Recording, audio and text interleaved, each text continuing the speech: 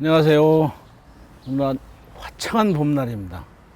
뒤에 푸르른 나뭇잎도 보이시죠?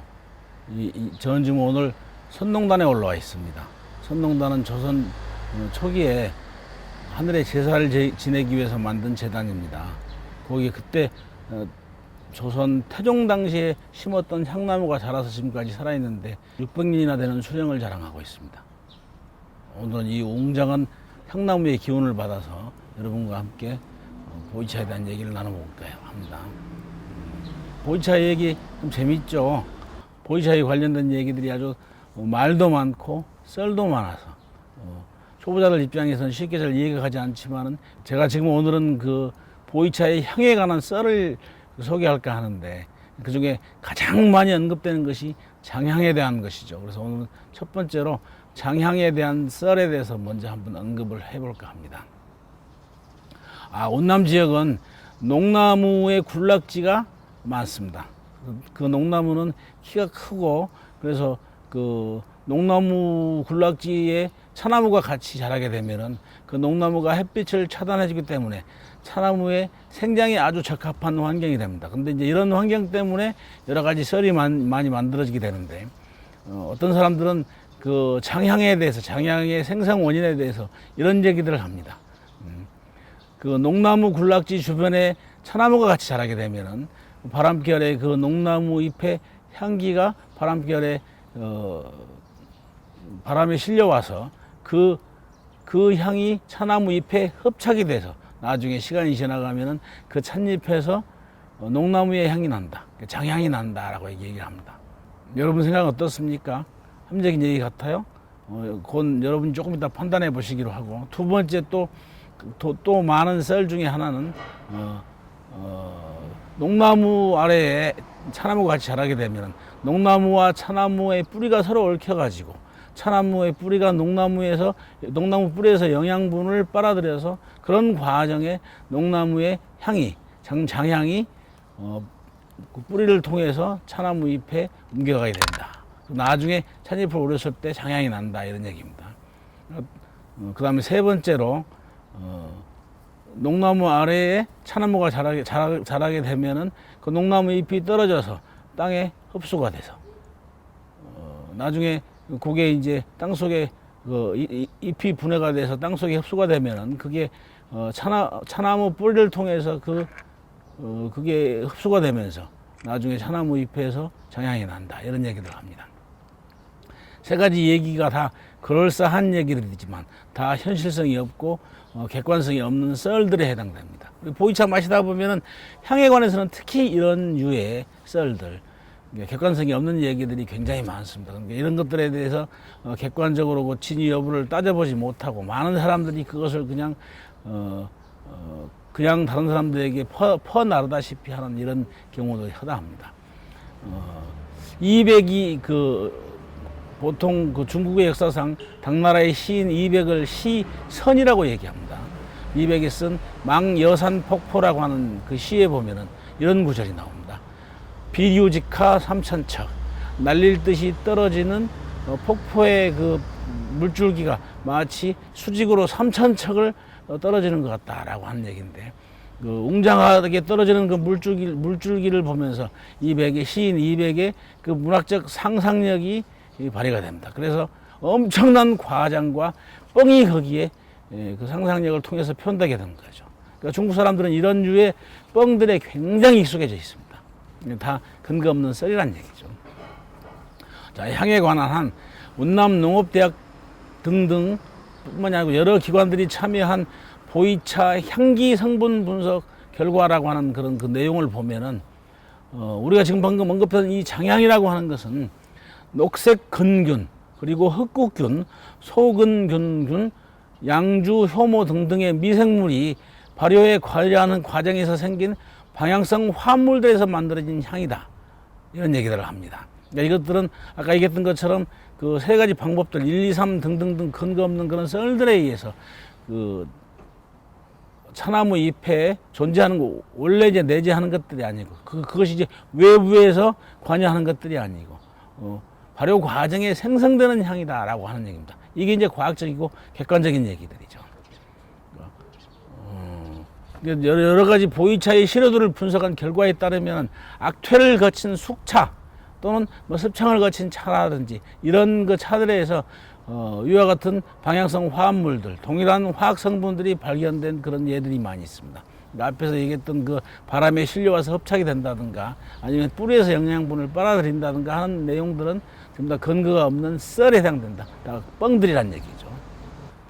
제가 2008년도에 그 운남의 텅충 화순교양이라고 하는 곳에 그 여행을 간 적이 있습니다. 그때 그 화순교양에 가서 그 안에 있는 큰 중앙 광장에 갔더니 아주 거대한 장양목이 서 있더라고요. 그래서 그 장양목에서 잎을 따고 열매를 따가지고 장양에 대해 실체에 대해서 경험하기 위해서 그걸 씹어 먹었던 적이 있습니다. 아주 머리가 띵할 정도로 아주 지독한 솔잎향이 나더라고요. 그 잎에서, 열매에서.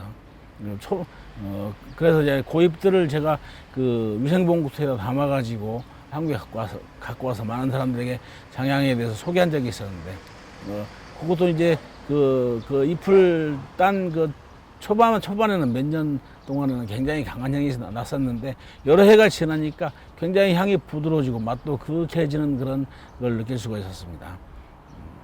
그러니까 이 솔잎향이 강하게 난다. 그러니까 일반적으로 우리가 향에 대해서 얘기할 때 그 향에 대한 그 이미지는 그 향에 대한 그 정보들은 내 머릿속에 저장되어 있는 향에 대한 스키마, 내가 오랜 동안의 경험을 통해서 내 머릿속에 저장되어 있는 그 스키마가 결정을 하게 됩니다. 그래서 그 스키마가 같이 접목이 되면서 그런 잎들을 먹었을 때, 씹어 먹어봤을 때, 이건 솔잎향이 난다. 이런 것들을 이렇게 이미지를 떠올리게 되는 것들이죠. 보이차에 대한 정보들을 전달해야 하는 그런 책무를 가지고 있기 때문에 보이차에 나는 그 장향에 대해서 많은 자료들을 확보하려고 노력을 수없이 해왔습니다. 그래서 한 번은 제가 중국에 여행을 갔다가 중국 여행 가서 그 시장에서 장양목을 잘라서 파는 것을 보고 그것을 제가 구해온 적이 있었는데, 중국 사람들은 그 나무를 집안에 두는 걸 되게 좋아하죠. 그래서 한 번은 그 장양목 샘플을 그것을 가지고 와가지고 제 차방에서 차를 우려 마시다가 잔에 남아있는 그 차 위에 잔 위에다가 장양목을 제가 덮어놓고 퇴근했다가 아침에 와서 그 차를 다시 마셔본 적이 있었습니다. 그 차를 마셨더니 그 차 속에서 아주 지독한 그 솔잎향, 앞에서 제가 경험했던 그 지독한 솔잎향, 언젠가 저기 그 강화도 만이산 아래 그 참성단 갔다가 만이산에 있는 참성단에 갔다가 내려오면서 그 앞에 있는 그 주막들에서 먹어봤던 솔잎 막걸리 같은 그런 아주 강렬한 솔잎향이 나는 것을 경험했었습니다. 그러니까 제가 이런 것도 제가 실체적 그 진실을 밝히기 위해서 노력했던 예들이고, 어떤 그 주장이나 이론이 그것이 설득력을 갖기 위해서는, 그것이 하나의 이론이 되기 위해서는 그것이 객관성의 확보가 필수적입니다. 앞에서처럼 객관적이지 못하고 보편적이지 못한 얘기들을 마구잡이로 이렇게 그 사람들한테 전달하기 때문에 이런 썰들이 많은 사람들에게 잘못 전달되는 경우가 많습니다. 보이차는 썰이 아니고 과학입니다. 차의 향에 관한 한 제가 늘 강조하는 얘기입니다. 보이차는 썰이 아닙니다. 과학입니다. 또 한 번의 경험 제가 말씀드릴게요. 예전에 제 차방에 절강성에서 차 사업을 하신다는 등 선생이라는 분이 방문한 적이 있었습니다. 그분에게 제가 차를 대접했더니 어이구 이렇게 좋은 차를 참 마셔보는 건 오래간만입니다 하면서 이 차에서 장향이 나는 걸 보니까 아마 차가 한 20년 정도는 된 것 같습니다 라고 이렇게 갑자기 말씀을 하시더라고요. 그래서 그분과 여러 가지 많은 대화를 나누는 과정에 장향이 어떻게 해서 생성됩니까? 라고 제가 그분에게 물었더니 그분 역시 똑같은 얘기를 했었어요. 앞에 제가 썰이라고 그 얘기했던 그런 똑같은 얘기를 하더라고요. 장나무 주변에 차나무가 자라게 되면 그 주변에 있는 차나무 잎에서는 장향이 난다라고. 그래서 한 20년쯤 지나면 장향이 나게 됩니다라고 얘기하더라고요. 그래서 그분 얘기를 듣고 굉장히 황당한 생각이 들었습니다. 여러분이 객관적으로 판단해 보실 때 어떻습니까? 찻잎에 장향이 배어 있는데 그것이 20년 동안 잠잠해져 있다가 20년 뒤에 갑자기 짠 하고 찬물 속에서 그 장향이 나타나는 얘기입니까? 그게 말이 되는 얘기입니까? 또 그 내용을 제가 밝히자면 제가 그분에게 대접해드렸던 차는 20년 된 생차가 아니고 95년 정도에 만든 맹해차장에서 만든 대엽 숙병이라고 하는 숙차였습니다. 앞에서 제가 언급했듯이 숙차 같은 경우에 악태 발효 과정에 찻잎이 발효되는 과정에 장향이 생성된다고 했었죠. 그러니까 장향이 생성되는 데 있어서 작용하는 그 균들이 어떤 것들이 있다 그랬습니까? 녹색 근균, 흑흑균, 소근, 곤균, 양주, 혐오 등등의 균이 작용해서 발효가 되는 과정에 생성되는 향이라고 했었죠. 위에처럼 갑자기 그것이 짠하고 나타나는 것이 아니고 발효가 되는 과정에 잎이 생성되는 얘기죠. 제가 그분에게 숙차를 대접했기 때문에 그분이 그 차에서 장향을 느낄 수 있었던 거죠. 운남 농대의 주홍골 교수, 숙차의 연구와 제조 분야에서는 국가의 그 예산을 받아서 연구를 하는데 아주 독보적인 그런 지위를 갖고 있는 사람이죠. 그분이 지난번에 전에 어떤 그 같이 강연하는 과정에서 제가 들은 얘기가 있는데 요즘 그 운남 농대에서 연구한 바에 의하면은 우리는 지금 인체에 무해한 여러 가지 발효균들을 그것을 연구하고 있습니다. 그래서 지금 거의 그런 그 발효균에 대한 연구가 착착 진행되고 있는 상황이고 그런 발효균에 의해서 초향이나 난향 그리고 장향 또는 하향까지 연꽃향이죠. 이것까지 지금 조작이 가능한 그런 단계입니다라고 얘기를 하더라고요. 이런 단계라고 한다면은 앞으로 얼마든지 이런 향에 대한 그 조작이 가능한 그 단계의 상황이기 때문에 위에서 언급한 그런 그 20년 만에 어떤 차에서 갑자기 장향이 나타나는 이런 얘기, 황당한 얘기들은 아마 그 근거 없는 얘기들로 많은 사람들이 이해될 거라고 생각이 됩니다. 그런 균들이 개발이 된다는 얘기는 결국 무슨 얘기입니까? 균들이 작용해서 발효가 되는 과정에 향이 생성될 수 있다는 얘기죠. 그런 향까지 조작해낼 수 있다는 얘기죠. 그러니까 시중에 보면 이 장향이라고 하는 것이 많은 사람들이 가장 널리 알려져 있기 때문에 이 장향이라고 하는 이름을 가지고 있는 차들이 시중에 굉장히 많이 유통이 되고 있습니다. 차 이름에가 장향이 들어가는 차 이름. 그러니까 대표적인 것이 뭐 장향병 이런 이름을 가지고 있는 차들인데 제가 이런 차들을 시중에 있는 차들을 또 굉장히 많은 차들을 접하면서 장향에 대해서 실체를 밝히기 위해서 연구를 했던 적이 있습니다. 제가 그런 연구를 통해서 파악한 그 장향병의 제작 방법 한번 일러드려 보겠습니다. 장향병을 시작하는 방법은 첫 번째가 증합 성형 과정에 그 장향을 이용하는 방법입니다. 첫 번째가 그 장향목을 그것을 장작처럼 잘라가지고 그것들을 삶은 물로 증합 성형을 하는 겁니다. 그러니까 그것을 삶은 물로 증합을 함으로써 그 수증기 속에 포함되어 있는 그 장향이 산입 속에 배게 만드는 거죠. 인위적으로 장향을 입히는 그런 방법입니다. 두 번째가 또 하나는 그 장나무 잎을 그것을 보통 3mm에서 한 10mm 정도 가늘고 좁고 길게 잘라가지고 그것을 쇠절해서 찻잎 속에 병배하는 방법입니다. 병배한 다음에 그 다음에 기납을 하는 거죠. 그러면은 찻잎 속에 장나무 잎이 섞여가지고 내내 여러 해 동안 그 차를 우리는 동안에 장향이 나게 되는데 요거 역시 굉장히 강렬한 향을 가지고 있습니다. 그래서 제가 많이 접했던 차들 가운데 이런 방법에 의해서 만든 차들이 굉장히 오랜 시간 동안 굉장히 강렬한 솔잎향을 내는 경우를 많이 본 적이 있습니다. 증합성형도 역시 마찬가지죠. 초년기에는 굉장히 향이 강합니다. 그러다가 이제 세월이 많이 지나면 굉장히 그윽하고 부드러운 향으로 바뀌게 되는데 초년은 조금 아까 얘기했던 것처럼 솔잎향 같은 아주 강렬한 향을 내게 됩니다. 그 다음에 이제 두 번째가 연향에 관한 얘기인데 이것도 역시 객관적이고 보편적이지는 못한 얘기들입니다. 시중에 많이 떠도는 얘기들이죠. 연향은 연꽃의 향기가 난다는 얘기죠. 백년의 향이. 보통 우리 차나무에서 그 어린 싹은 되게 어린 싹에는 백호가 많이 덮여 있죠. 백호, 하얀 솜털을 백호라고 얘기하는데 이 백호에서는 보통 밀향이라고 얘기하는 그 맛과 그 향과 그리고 단맛이 많이 나게 됩니다.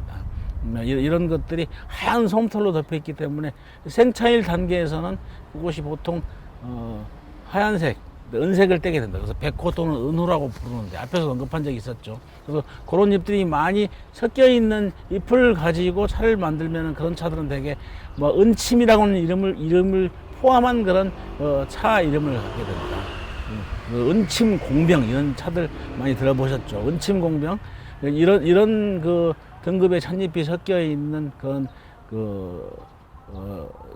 차로서 한 200g에서 한 250g 정도의 작은 소병으로 찍어서 보통 출시를 합니다. 왜냐하면 이런 잎들은 체엽이 쉽지가 않기 때문에 수확량이 많지 않기 때문에 비교적 적은 양의 공병으로 찍어놓은 게 보통이죠. 은침 공병 이름 한번 기억해 보십시다. 그다음에 이것이 이제 숙차인 경우에 이런 그 등급의 찻잎이 많이 그 병배가 된 차들은 대개 그 은침이 아닌 그 금침이라고 하는 그런 명칭을 갖게 됩니다. 은침이 그것이 이제 발효가 되게 되면은 그 백호가 하얀색의 털이 거기에서 누렇게 변하기 때문에 그것을 금호라고稱한다라고 했었죠. 그러니까 이 금호가 덮여 있는 그 뾰족한 알을 보통 금침이라고 얘기했는데, 금침을 가지고 또 차를 만들면은 그 속에서는 백년의 향, 엷은 하향을 갖게 됩니다. 그래서 이제 그런 차들은 되게 이제 금침 백년이니 이런 이름들을 되게 많이 갖게 되는데, 그 생차일 때는 은침, 그것이 이제 발효가 돼서 숙차가 되면은 금침 이런 명칭을 갖게 됩니다. 은침 공병, 금침 백년. 금침 백년 같은 경우는 한번 정리해 봅시다. 금침 백년이라는 그 이름을 가지고 있는 차를 만났다. 그런 차를 딱 보는 순간 우리가 머릿속에 떠올릴 수 있는 정보가 있죠. 이 차에 채용된 등급은 주로 금침, 그러니까 궁정급의 어린 아가 많이 포함된 잎이다. 그 다음에 이 차의 가공 유형은 뭐냐? 금침이란 단어가 들어가는 순간 이놈은 숙차구나. 이미 은침이 발효가 돼서 금침으로 바뀐 상태다라고 하는 걸 떠올릴 수 있죠. 금침이 들어가면 어떤 향이 난다? 백년 향이 난다. 이런 정보들을 순간 떠올릴 수 있게 되는 겁니다.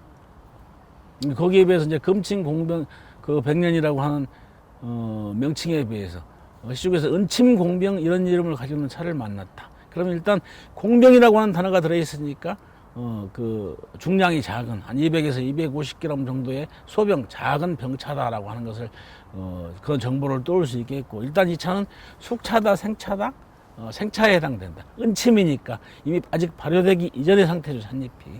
그러니까 이 차는 생차에 해당된다. 그리고 이놈이 발효가 되면은 백년향이 나게 된다. 주로 어린 싹을 가지고 만들었다. 이런 정보들을 확인할 수 있는 거죠. 많은 사람들이 이제 은침공병 이런 얘기가 나오면은 또 이런 질문 또 많이 합니다. 앞에서도 우리가 한번 언급했던 얘기입니다. 고급의 찻잎을 가지고 만든 차가 좋은 차입니까? 이런 질문들을 많이 받게 됩니다. 되게 초보자들이 많이 하는 질문이죠. 앞에 언급했습니다. 보이차의 그 원료가 되는 찻잎들은 되게 11개의 등급을 가지고 있다고 했습니다. 그 11개의 등급을 갖고 있는 그 찻잎들을 각각 다른 그 자질, 다른 맛과 향을 가지고 있는 찻잎들을 병배해서 그 찻잎들이 가지고 있는 맛과 향을 조화시키고 그것들의 융합을 통해서 오케스트라와 같은 맛을 만들어내는 것이 보이차다. 그러니까 특히 이런 향에 대한 어떤 호호, 어떤 것이 좋은 향입니까? 어떤 찻잎이 좋은 찻잎입니까? 저는 이 차가 좋을 것 같은데요 라고들 얘기하지만 이런 향이나 맛에 대한 이 향이나 맛은 특정한 어떤 그 등급의 찻잎이 내는 것들이기 때문에 그것에 대한 호오의 기준은 그것은 개인의 기호와 관련되어 있는 것들이죠. 찻잎의 등급이나 찻잎의 향이나 맛에 대한 개인의 기호와 관련되어 있기 때문에 그것은 무엇이 딱 좋다라고 결정적으로 이해할 수 있는 건 아니라는 얘기죠. 그것은 개인에 따라서 다를 수 있습니다. 근데 그 개인의 기호조차도 때로는 내 컨디션에 따라서, 내 몸에 따라서, 몸의 상태에 따라서 어떤 때는 이게 좋게 느껴졌다가 어떤 때는 또 그것이 거북스럽게 느껴지는 경우도 있습니다. 그러니까 그건 항상 고정불변의 것이 아니다. 항상 변할 수 있는 것이다 라고 하는 거 염두에 두시기 바라고, 지금까지 600년 된 그 선홍단의 향나무 아래에서 장향 얘기가 나오기 때문에 그 향과 관련된 그 장나무가 크기가 큰 나무들이죠. 그리고 거대한 거대목이기 때문에 그것과 물론 이 선농단 주변에 장나무는 없습니다만 그것을 연상할 수 있는 이 600년 된 향나무 아래에서 지금 장향에 대해서 언급을 해봤습니다. 앞에서 언급한 얘기 잠깐 정리 한번 해볼까요? 장향에 관해서는 사람들 사이에 많은 썰들이 유포되어서 전해지고 있다. 첫 번째가 바람에 실려온 장나무 잎의 그 향이, 장향이 그것이 차나무 잎에 흡착되어서 장향이 난다. 둘째는 뿌리가 서로 얽혀서 차나무 뿌리가 장나무 뿌리의 영양분을 빨아들이면서 그러면서 이렇게 장향이 나게 된다. 세 번째는 그것이 떨어져서 낙엽이 되면 그것이 썩어서 땅으로 돌아가서 그것이 땅 속에서 차나무 뿌리에 흡수가 되어서 장향이 난다. 이런 얘기들인데 다 객관성이 없는 썰들에 해당된다. 그러죠. 앞에서도 언급했듯이 그 찻잎이 그 녹색 균균이나 흑국균 그리고 서구균, 양주 효모 등등 이런 그 미생물들이 작용해서 발효가 되는 과정에서 생성되는 방향성 화학 물질들에 의해서 나는 향이다. 이것은 그 특정하던 잎이 20년이 지나고 30년이 지나면 앞에 언급했던 하나, 둘, 세 가지의 썰들에 의해서 찻잎 속에 숨어 있던 그런 향들이 20년 만에, 30년 만에 갑자기 짠 하고 나타나는 게 아니란 얘기죠. 이제 마지막 또 한 번 정리합니다. 보이차의 향에 관한 보이차는 썰이 아니고 과학입니다. 그리고 앞에 연향에 대해서 언급한 것은 연향은 주로 그 연향이 생성되기 위해서는 어떤 잎이 채용이 돼야 됩니까? 뾰족한 그 챔처럼 생긴 아죠. 아에 백호가 금호로 변화되는 과정에 그런 발효 과정을 통해서 발효가 되면서 백년 향이 생성이 된다. 하향이 생성된다라고 했습니다. 그것도 역시 마찬가지로 연향도 그 찻잎에 내재되어 있는 요소들이 의해서 그것이 생성되는 향이다 이런 얘기죠. 외부적인 요인과는 무관하다는 얘기입니다. 특정한 등급의 찻잎이 내는 맛과 향에 대한 호호는 아까도 얘기했듯이 개인의 기호가 결정한다 그랬습니다. 그것은 그 잎에 대한 호는 이것이 좋다, 이것이 나쁘다, 어떤 것이 더 나았다, 못하다 이것을 결정할 수 있는 게 아니라 그렇습니다. 또 한 번 강조합니다. 향에 관한 제가 가장 많이 쓰는 편입니다. 보이차는 썰이 아니고 과학입니다. 객관성이 필수입니다. 과학입니다. 오늘 그 유서 깊은 선농단의 600년 된 천연기념물 그 향나무 아래에서 보이차의 향에 관한 썰들에 대해서 얘기해봤습니다. 썰 두 가지 크게 향과 연향에 대해서 얘기해봤습니다. 제가 이 장소를 선택한 이유는 이 나무 아래 서면 얼마나 그 숭고한 느낌이 듭니까? 이 아래에서 진실이 아닌 이야기들, 정직하지 않은 얘기들을 그것들을 얘기할 수 있는 그런 환경이 아니죠. 그래서 그런 숭고한 그런 얘기들을 하기 위해서 시중에 떠도는 썰들, 잡다한 얘기들, 불필요한 얘기들, 근거 없는 얘기들 얘들을 다 제거하기 위해서 제거하고 정말 그 엑기스 같은 얘기들을 전달해 드리기 위해서 이 환경을 선택했습니다. 오늘 내용도 잘 기억하시고 좋은 차 많이 마시고 내내 건강하시고 늘 즐기는 차 생활 하시기 바랍니다. 제가 늘 강조합니다. 저의 보이차에 대한 철학은 실사구시 그리고 홍익인간입니다. 늘 인간을 이롭게 하면서 내가 차를 마실 때 늘 편하게 즐겁게 즐기는 차 생활 즐기는 것이 가장 최선입니다. 좋은 차 많이 드십시오.